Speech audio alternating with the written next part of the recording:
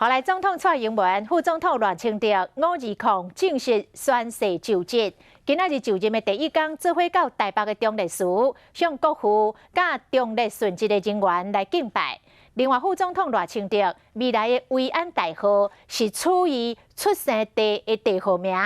万里。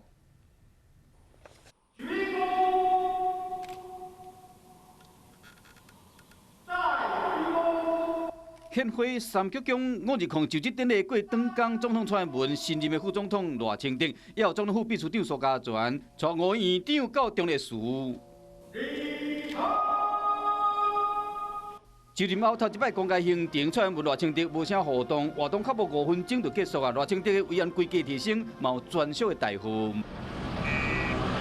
未来陪伴赖清德全台走透透的，就是这4台全新的奥迪 A8L， 都编制完成维安勤务，代号叫做万里，由副总统本人敬的，其实就是赖清德出席的所在新北市的万里，嘛代表平定万里。经过了解，520就职大典，赖清德本来是要为万里出发，不过后来改做伫仁爱官舍，而且提早几啊天就入去住，